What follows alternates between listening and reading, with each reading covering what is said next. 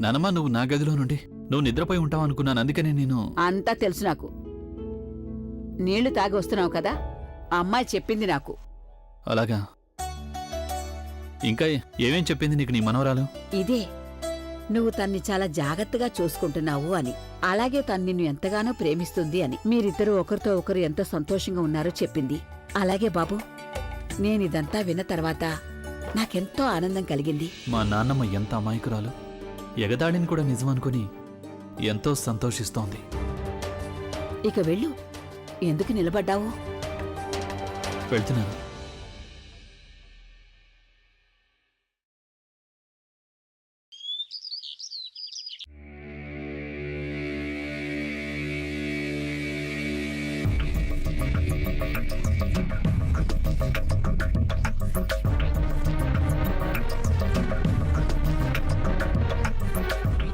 తను, what has happened to you? అరే Alia, oh God, look at you. ఏమైంది నాకు చెప్పు. Tell me everything. Alia, tell me everything. ఏం జరిగింది? ఆలియా కళ్ళు చూడు, తను మొత్తం అంతా నాశనం చేసేసింది, అంతా లాగేసుకుంది. కానీ అసలు తను ఏం చేసిందో చెప్పు. ఆలియా తను ముందుగా అభినవరాతన్ని బ్రేక్ చేయకుండా చేసింది. ఆ తర్వాత నన్ను ఎన్నో మాటలు అనింది, ఎంత ఇన్సల్ట్ చేసింది. నేను అయినా మౌనంగా ఉన్నాను. కానీ ఇప్పుడు తన కెరీర్ ని నా నుండి లాగేసుకుంది. ఆలియా, వాట్? ఆలియా నీకు ఆ కాంట్రాక్ట్ గుర్తుంది కదా, దాని వల్లే కదా నేను అభిని పెళ్లి చేసుకోవడం కుదరలేదు. ఆ కాంట్రాక్ట్ ని నా నుండి మిస్ అయిపోయింది. ఆలియా,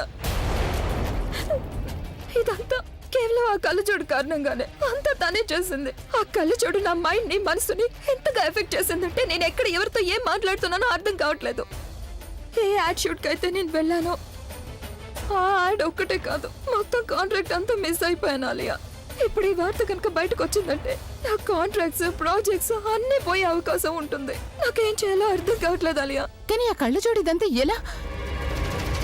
తను ఒకవేళ తను షూటింగ్ అయితే వచ్చేలేదు కదా, నేను నీ కాంట్రాక్ట్ నుంచి తీసేయమని తను ప్రొడ్యూసర్ కి చెప్పలేదుగా?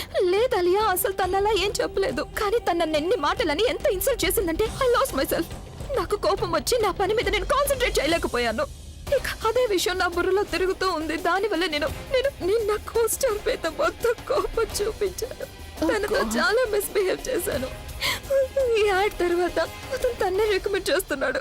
ఆ కళ్ళజోడిని వాళ్ళు తననే అప్రోచ్ అవుతారు. కానీ స్వీట్ హార్ట్, ఆ కళ్ళజోడు నువ్వు కంట్రోల్ తప్పే విధంగా అసలు నీతో ఏమంది? అదే లవ్ రిలేషన్షిప్, పెళ్లి గురించి. నీకు తెలుసా తను నాతో ఏముందో? కుంకుమ దిద్దుకునే భాగ్యం అందరి నుదుటిన ఉండదనే. నా భాగ్యంలో అసలు కుంకుమ అనేదే లేదనంది. అలియా, నేను అంత దురదృష్టవంతురన్నా? నా తలరాత్రిలో పెళ్లి రాసి పెట్టలేదా? నేనంత చెడ్డదన్నా? నువ్వు తన మాటలకి ఇంత ఓవర్ రియాక్ట్ ఎందుకు అవుతున్నావు? తన మాటల్ని మనసులో పెట్టుకోవడానికి కాదు, తను నిజానికి తన సజెషన్ తీసుకోవడానికి. అంటే చాలా క్లియర్ గా ఉంది. ఇదే కదా, ఈ కాంట్రాక్ట్ వల్లే నువ్వు అన్నయ్యని పెళ్లి చేసుకోలేకపోయావు, అవును కదా? ఇప్పుడు కాంట్రాక్ట్ అయితే లేదు, మరప్పుడు నువ్వు అన్నయ్యకి ఎందుకు దూరంగా ఉండాలి? ఆలియా, నాకేమో అర్థం కావట్లేదు. నువ్వు చేయాల్సిందల్లా ఒకటే, you have to go and get అన్నయ్య. తను నీ నుండి కాంట్రాక్ట్ ని లాగేసుకుంది. ఇప్పుడు నువ్వు తన నుండి తన భర్తని దూరం చెయ్యాల్సి ఉంటుంది. మరి అభి దీనికి ఒప్పుకుంటాడా? అరే ఆఫ్ కోర్స్. అన్నయ్య ఆ కళ్ళజోడిని ఎంతగా ద్వేషిస్తున్నాడో నీకు తెలుసా? అది కనీసం నువ్వు ఊహించను కూడా ఊహించలేవు. ముఖ్యంగా ఆ జైల్ ఇన్సిడెంట్ తర్వాత. Brother, this is the best time. ఇది చాలా మంచి అవకాశం అన్నయ్యకి తెలిసేలా చెప్పడానికి. ఆ కళ్ళజోడు అన్నయ్య లైఫ్ లో ఉండడానికి అర్హురాలు కాదు. ఐఎమ్ షూర్ అన్నయ్య also wants to get rid of her. చాలా పొగరు కదా కళ్ళజోడికి తనకి అన్నయ్య భర్తగా దొరకడని. అందుకే నువ్వేం చేస్తావంటే తన నుంచి తన కుంకుమని లాగేసుకో. ఆ తర్వాత తన తలరాతికి తన్ని ఏడవమని వదిలేయి. స్వీట్ హార్ట్, నువ్వు ఎంత మంచిదానివంటే లుక్ ఎట్ యువర్ సెల్ఫ్. నువ్వు ముందు నీ జుట్టు సరి చేసుకో, వెళ్ళి తనకి థ్యాంక్ యూ చెప్పేసిరా. ఎందుకంటే తనిదంతా చేయలేదంటే మనకివన్నీ ఎలా కుదురుతాయి చెప్పు?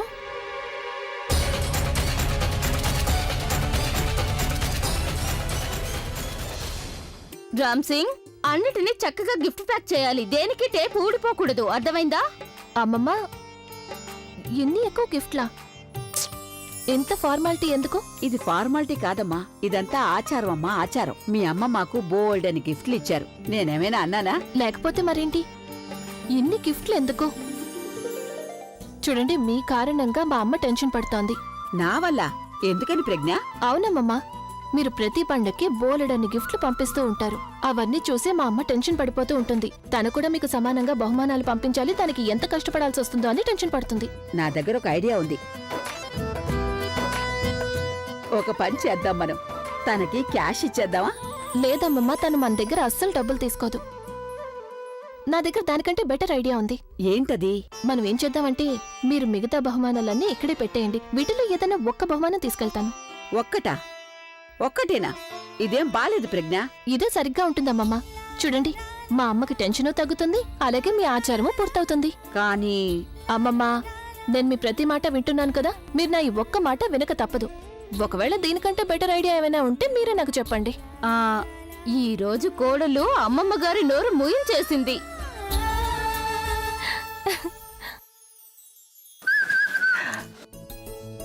అభి, ఎక్కడికి వెళ్తున్నావు నాన్న? ఇలారా, నువ్వెక్కడికైనా వెళ్ళు, కాని ప్రజ్ఞని వాళ్ళ పుట్టింట్లో దిగబెట్టి వెళ్ళు బాబు. ఏం లాభం లేదు. ముందు నేను మాట్లాడతాను, తర్వాత వీళ్ళు మాట్లాడతారు. నేను ఇంకేదని అంటాను, అప్పుడు వీళ్ళు ఎమోషనల్గా బ్లాక్మెయిల్ చేస్తారు. ఎలాగూ నేనే ఓడిపోతాను. Why not? నేను నా పనులన్నీ మానేసి నా భార్యని వాళ్ళ ఇంట్లో దింపడానికి వెళ్తాను. నువ్వు రెడీగానే ఉన్నావు కదా? నేను కూడా రెడీగానే ఉన్నాను. ఇందాక నుంచి నీకోసం ఎదురు చూస్తున్నాను. నేను అన్ని కార్స్ని రెడీగా ఉంచమన్నాను. నీకు ఇష్టమైన కార్లో నువ్వు కూర్చున్నావు అంటే ఆ తర్వాత నేను నిన్ను మీ పుట్టింట్లో దింపేస్తాను. Anything else? ఇదే కదా మీకు కావాల్సింది? సార్, ఈ గిఫ్ట్ బాక్సులన్నింటినీ ఏ బండిలో పెట్టమంటారు? నా తల మీద పెట్టు. అలాగే సార్. సారీ సార్, పొరపాటు అయిపోయింది. పదండి, వెళ్ళొస్తానమ్మమ్మ.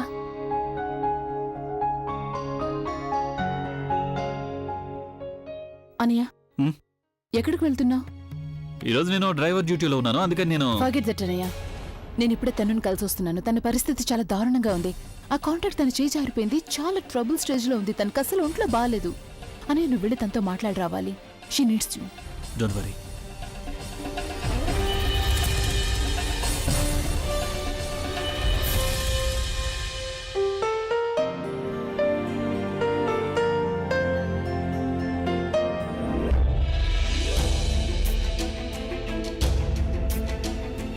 ఆయన ఒంటరిగా ఎక్కడికి వెళ్తున్నారు? నాతో పాటు రావాలి కదా.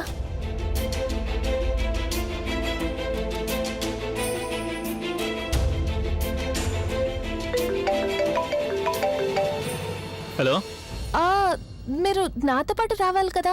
నేను నీతో పాటే రావాలి, కానీ ఉన్నట్టుండి నాకు ముఖ్యమైన పని గుర్తొచ్చింది. నేను డ్రైవర్కి చెప్పాను, నేను డ్రాప్ చేస్తాడు. నా పని పూర్తి చేసుకున్నాక నేనే వచ్చి నిన్ను పికప్ చేసుకుంటాను. కానీ మీరు ఒకవేళ ఇదే మాట నేను కోపంగా చెప్పాననుకో, అప్పుడు నీకు అర్థమవుతుందా? ఇంత ముందు కూడా నీ వల్లే యాక్సిడెంట్ జరిగింది. ఫోన్ పెట్టు, లేకపోతే మళ్ళీ జరిగే అవకాశం ఉంది.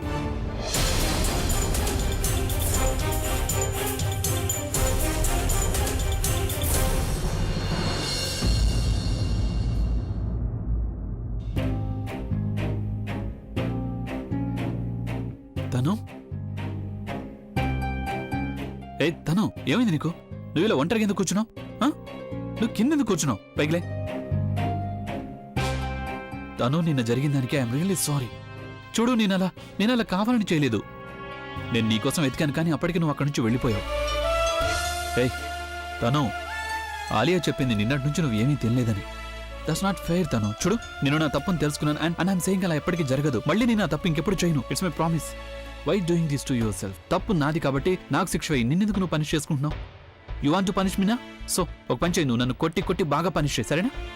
సరే, నువ్వు చెప్పు, నేను నీకోసం ఏం చేయాలి? నేను నీకోసం ఫాస్ట్ చేయనా? నేను నీకోసం వ్రతం చేయనా? నా చేతులతో నీకు భోజనం తినిపించినా? లేకపోతే నేను నీకోసం డాన్స్? లెట్స్ గెట్ మ్యారీడ్ అభి.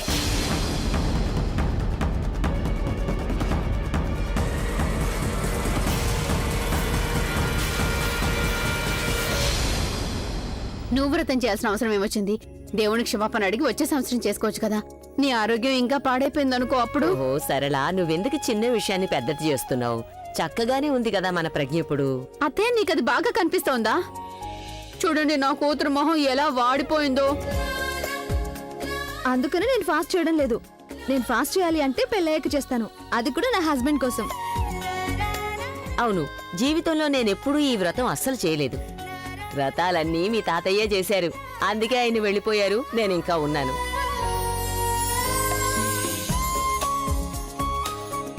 కనీసం ఒక సెంచరీ అయినా కొట్టి వెళ్తాను. పెద్దమ్మా నువ్వు కూడా ఫాస్ట్ చేసే ఉండుంటావు కదా. అరే, తనని చూస్తే అసలు నీకు వ్రతం చేసినట్లు అనిపిస్తుందా? నేను ఎప్పుడూ వ్రతం చేసేదాన్ని. ప్రజ్ఞ వాళ్ళ నాన్న మాతో పాటు ఉన్నంత వరకు.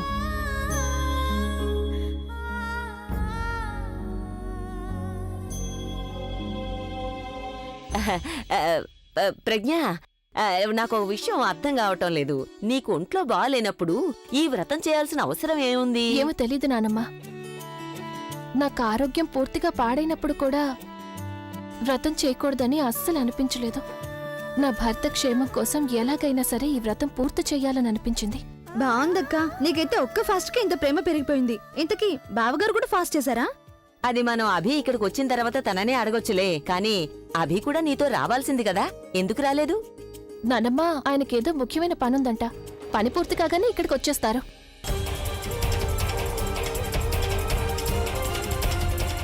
పెళ్ళా? అవునభి, పెళ్ళి. అభి నీకు తెలుసు కదా, నేనెవరి గురించి ఆలోచించను. ఎందుకంటే నా దగ్గర అన్నీ ఉన్నాయని నాకు అనిపిస్తుంది.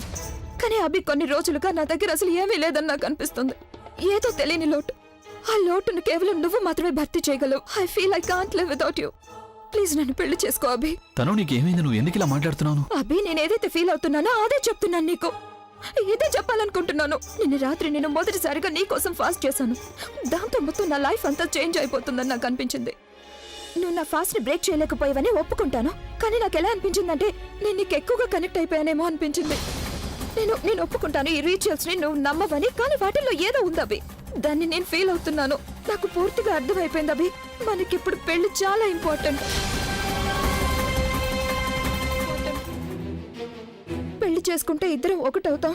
ఒకటిగా కలిసి బ్రతకడం నేర్పుతుంది. ఇద్దరం సంతోషాల్ని పంచుకోవచ్చు. ఆ సంతోషాల్ని నేను ఫీల్ అవ్వాలనుకుంటున్నాను అభి. ఆ మంగళసూత్రం, నుదుటిన సింధూరం, కుంకుమ, అవన్నీ నేను వాటితో బతకాలనుకుంటున్నాను. నేను నీ పేరిట నా నుదుటిన కుంకుమ దిద్దుకోవాలనుకుంటున్నాను.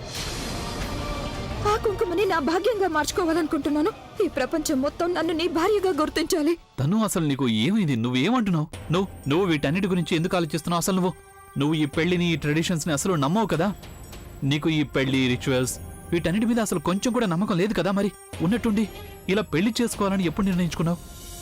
నువ్వే కదా అంటుండేదానివి నీ కష్టంతో నువ్వు పేరు తెచ్చుకోవాలి అని. ఇన్నాళ్ళు నువ్వు అదే చేస్తుండేదానివి కదా. You are super model.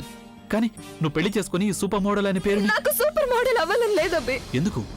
ఎందుకంటే నేను నిన్ను పెళ్లి చేసుకోదలిచాను అభి. నేను నీ కోసం నా కాంట్రాక్ట్ అన్నిటిని, నా కెరీర్ ని అన్నిటిని, నేమ్ అండ్ ఫేమ్ ఎవ్రీథింగ్ నేను అన్నిటినీ వదిలేశాను. ఎందుకంటే నాకు ఇప్పుడు ఒక్కటే కల ఉంది. నేను నిన్ను పెళ్లి చేసుకోవాలి. తను నువ్వు? అవునబ్బి, నేను నీకు భార్య కావాలనుకుంటున్నాను. I love you Abhi. I love you Abhi. ఈ ప్రపంచం మొత్తం నన్ను నీ వైఫ్ గానే గుర్తించాలి. నేను నిన్ను పెళ్లి చేసుకొని ప్రతి నిమిషం నీ వైఫ్ గా బ్రతకాలి.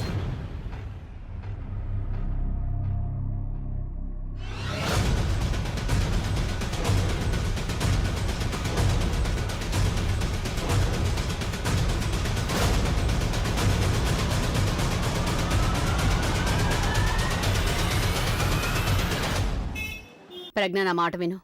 కానీ అమ్మ, ముందు నువ్వు రా. నాన్నమ్మతో మాట్లాడతా. నువ్వు నానమ్మతో తర్వాత కూడా మాట్లాడుకోవచ్చు. నీతో ఒక ముఖ్యమైన విషయం మాట్లాడాలి. నాకిది చెప్పు, నువ్వు మొదటి సుమంగళ వ్రతం ఎలా జరిగింది? అభి నీ మీద కోపంగెత్తలేడు కదా? పోలీస్ స్టేషన్లో ఏదైతే జరిగిందో నువ్వు తనకు చెప్పేశావు కదా, నువ్వెందుకు అలా సాక్ష్యం చెప్పాల్సి వచ్చిందని. నీ సుమంగళ వ్రతం వల్ల తను సంతోషంగా ఉన్నాడుగా. ప్రజ్ఞ, నేను నీతోనే మాట్లాడుతున్నానమ్మా.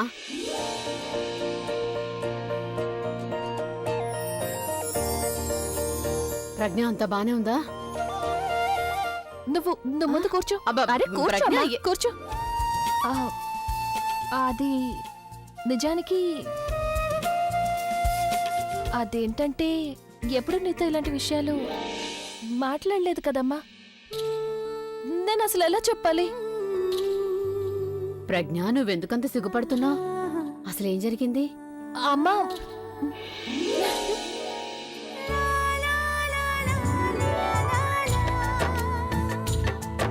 ఏమైంది ప్రజ్ఞ?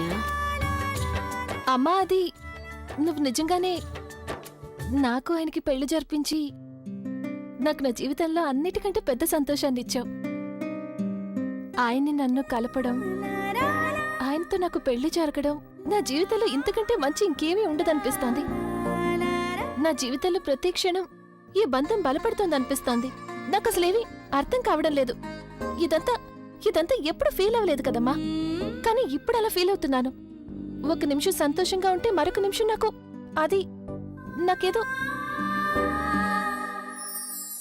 నాకేం తెలియడం లేదంటే నీకెలా చెప్పాలో నాకేం అర్థం కావడం లేదు. ఏంటమ్మా నువ్వు నవ్వుతున్నావు? నేను ఏం చెప్పాలి నీకు? రా ఇలా కూర్చో. చిన్నప్పటి నుంచి ఈ రోజు వరకు నా ప్రజ్ఞ ఎప్పుడూ తెలివిగానే మాట్లాడేది. కానీ ఈ రోజు నా ముందెవరు కూర్చునున్నారు? తనైతే నా కూతురు ప్రజ్ఞ కాదే. తనెవరో కొత్తగా పెళ్ళైన పెళ్లి కూతురులా ఉంది. ఒకరి భార్య తను. తన మనసులో ఉన్న ఎన్నో విషయాల గురించి నాతో చెప్పాలని అనుకుంటోంది.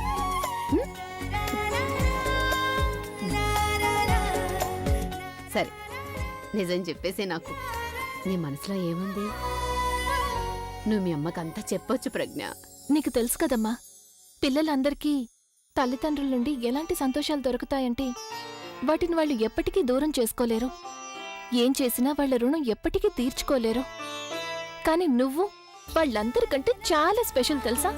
ఎందుకంటే నువ్వు నాకు 2 సార్లు జన్మనిచ్చావు. మొదటిసారి నువ్వు నన్ను కన్నప్పుడు, ఇక రెండోసారి ఆయనతో నాకు సంబంధం కుదిర్చినప్పుడు. నువ్వెప్పుడు చెప్తూనే ఉంటావు కదమ్మా, అందరికీ వాళ్ళ తలరాతలు రాసే ఉంటాయి అని.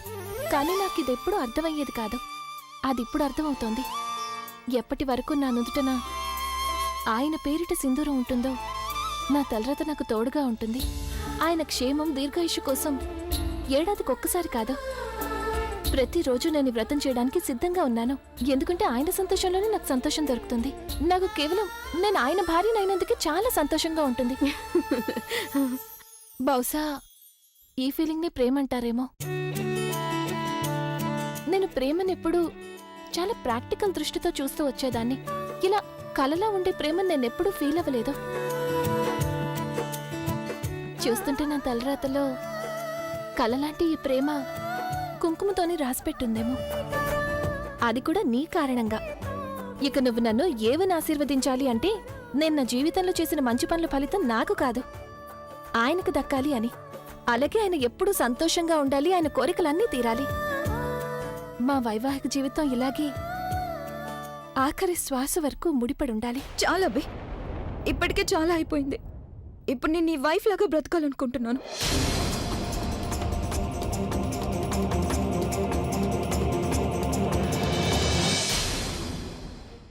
ఏమైంది? నువ్వెందుకేం మాట్లాడడం లేదు? తను నేను నీ ఫీలింగ్స్ని అర్థం చేసుకోగలను, అలాగే వాటికి రెస్పెక్ట్ ఇస్తున్నాను కూడా. నాకు తెలుసు నువ్వు నా కోసం ఏదైతే చేసావో అది ఇంకెవరూ చేయలేకపోవచ్చు. కానీ ఏంటబ్బి? కానీ నువ్వు ఏదైతే అంటున్నావో అది అవ్వకపోవచ్చు. తను అవ్వకపోవచ్చా? అసలేం మాట్లాడుతున్నావు నువ్వు? నువ్వు నన్ను ప్రేమించడం లేదా అభి? అలాంటిదేం లేదు తను. మరి ఇంకేంటి ప్రాబ్లం? నాకు కూడా కొన్ని కమిట్మెంట్స్ ఉన్నాయి కదా. తను కమిట్మెంట్స్? ఎవరితో ఉన్నాయి నీకు కమిట్మెంట్స్? ఆ కళ్ళజోడు నేను తన భర్తని చెప్పేసరికి నువ్వు కూడా తనని భార్య అనేసావా? అబే, ఒకవేళ నువ్వు తనని ప్రేమించడం లేదు కదా? తను అసలు నువ్వు ఏం మాట్లాడుతున్నావు? ఏ, అలా జరగదా? నేనంతా చెప్పిన తర్వాత కూడా నువ్వు తనకి నీళ్లు తాగించావు. అంటే నాకిచ్చిన మాట కంటే తనే నీకు ఎక్కువైపోయింది. ఎస్ అబే, now you feel like committed. I never feel committed her. తను I have no feelings towards her. ఒకవేళ నాకెవరి మీద ఫీలింగ్స్ ఉన్నాయంటే అవి కేవలం మా నాన్నమ్మ మీదే. ఆ కళ్ళజోడి మీద నాన్నమ్మ ఫీలింగ్స్ చాలా ఎక్కువైపోయాయి. ఆ కళ్ళజోడు నాటకవాడింది, దానివల్ల నాన్నమ్మ ఆరోగ్యం పాడైంది. నాన్నమ్మ కళ్ళజోడికి ఎంతగా అటాచ్ అయిపోయిందంటే ఇప్పుడు నేను కావాలనుకున్నా నాన్నమ్మ జీవితం నుంచి ఆ కళ్ళజోడిని ఎప్పటికీ దూరం చేయలేనేమో అనిపిస్తోంది. అంటే నన్ను దూరం చేయగలవు? మరి నేను ఏం చేయాలి? నేను మీకు చెప్పాను నన్ను ఈ సమస్యలో పడేయకండి అని. అప్పుడు మీరు నా మాట వినిపించుకోలేదు. ఇప్పుడు ప్రాబ్లం చాలా పెద్దదైంది. తను యు నో ఇట్. నేను మా నాన్నమ్మని ప్రాబ్లంలో ఎప్పటికీ చూడలేను. కానీ అబే, ఒకసారి నాన్నమ్మ ఫోన్ చెప్పు. నాన్నమ్మ జాగ్రత్తగా చేరుకున్నారా ఇద్దరు? అవునానమ్మా, మేము చేరుకున్నాం. ఇప్పుడు అక్కడే ఉన్నాం. అయితే ఒకసారి నన్ను ప్రజ్ఞతో మాట్లాడించు బాబు. నాన్నమ్మ అది తను కిచెన్లో ఉంది. నాన్నమ్మ కిచెన్లో ఉందా? అయితే వాళ్ళమ్మతో మాట్లాడించు. సరళాంటి కూడా కిచెన్లో ఉన్నారు ప్రజ్ఞతో పాటు. అబి ప్లీజ్, నువ్వు నాతో మాట్లాడు.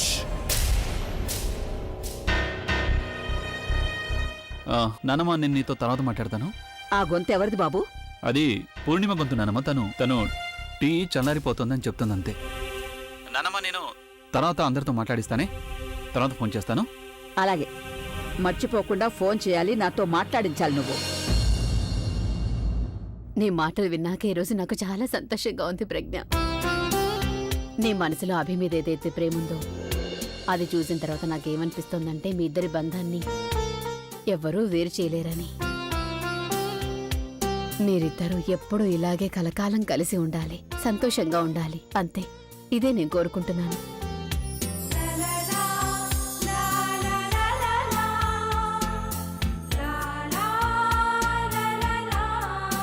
చాలా సంతోషంగా ఉంది నాకు. సరే గాని ఇన్ని మాటలు మాట్లాడుతున్నావు కదా, నేను నీకోసం ఎన్ని వెరైటీలు చేసి పెట్టానో తెలుసా? అవన్నీ నేను వెళ్ళి తీసుకొస్తాను. ఆ తర్వాత తింటూ తింటూ ఇంకా చాలా కబుర్లు చెప్పుకోవచ్చు. నా బంగారు తల్లి.